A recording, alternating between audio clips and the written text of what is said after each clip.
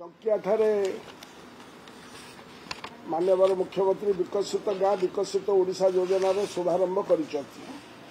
ଏହା ଶୁଣିଲା ବେଳେ ମୋର ମନେ ହେଉଥିଲା ମୁଁ ନବୀନ ଓଡ଼ିଶା କାର୍ଯ୍ୟକ୍ରମକୁ ଶୁଣୁଛି, ଖାଲି ଚେହେରା ବଦଳି ଯାଇଛି ଏବଂ ଟଙ୍କା କମିଯାଇଛି।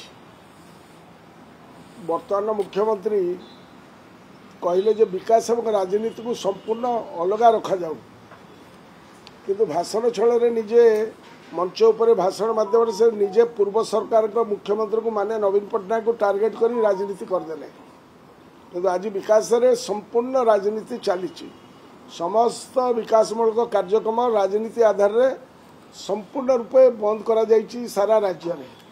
मु चेतई देवा चाहे जे यह केवल विकास को प्रतिहत करिवो नहीं, खोद वर्तमान मुख्यमंत्री को पई यह जनसंतोष बढ़िबारे निश्चित सहायक हम।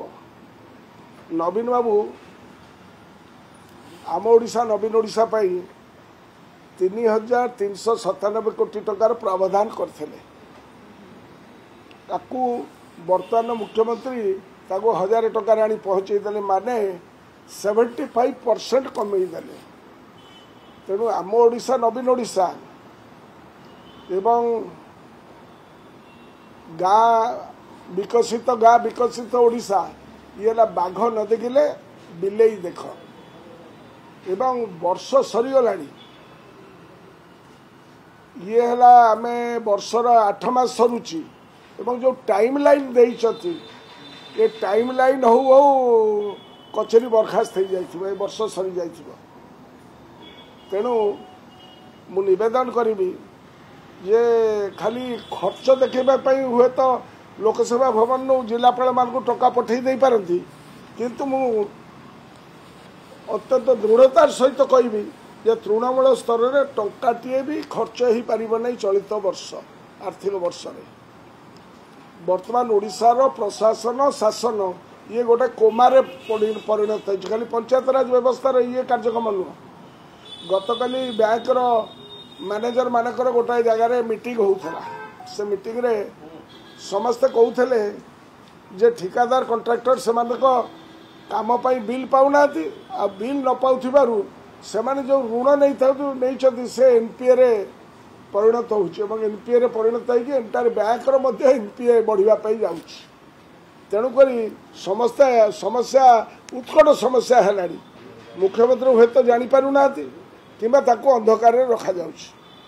तेणु विकसित गाँ एवं विकसित ओडिशा जो कार्यक्रम करा जाइछि से बिले बाघ न देखिले बिलेई देख एवं निजको निजे जो बीजेपी सरकार नवीन पट्टनायक योजना सहित निजको मापी होउछथि सी है कहीं राणी कहीं चंद्रकाणी यही अवस्था बर्तमान ओडिशार लोके पड़ती अवस्था। तेणु ये कथा विधानसभा आम उठेबू जे तुम केते परसेंटेज पैसा खर्च कर चलित आर्थिक वर्ष भितर। तेणुक ये कॉपी करछथि आम ओडिशा नवीन ओडिशार जो कार्यक्रम आप देखो कौ जिनसा नाला बोली आप कहतु। ओडिशावासी जानुंट आम तो से पैसा देइथिलु ताकू तमे फेरई नेल। बर्तमान तमे जो पैसा दब मैक्सिमम गोटाए पंचायत को जीव मैक्सिमम 14 लाख टका जीव स्थल विशेष 4 लाख रु 14 लाख भितर। नवीन पट्टनायक प्रत्येक पंचायत को 50 लाख टका देइथिले 50 लाख एवं जो जो प्रोजेक्ट पाई देइथिले ताकू बंद कर दिया गला कौन पाई से कौन गाँव उन्नति हो न था। यही जो 10 मास पाखापाखि 8 मास है किछि nothing is moving in the blocks. तेणुक मु निवेदन करी जे सरकार तरबरिया भाव में यही सब कारखाना करुचती एवं बजेट अर्थ को चलित वर्ष मूल खर्च कर पारिबे नाही। आज्ञा मुख्यमंत्री जो अभियोग आनी जे निर्वाचन पर आम ओडिशा नवीन ओडिशा फाइल मिलू ना कौन टका कुआ जाता किसी आदि अंत भी मिलूनी से खोजिकी बाहर कर दायित्व तंकर। विकासर धारा को से पूर्ण मात्रा रे ठप कर देइछथि। आपण निज पंचायत को जातु निज सरपंच को पचारतु कौ कम ये तो पंचायत राज विकसित ओडिशा विकसित गाँ खाली ना चेंज कर देइछथि जो जो प्रोजेक्ट विषय आज अनाउंसमेंट कर भर कौ गोटिक नथिला मत जनातु आम ओडिशा नवीन ओडिशा रे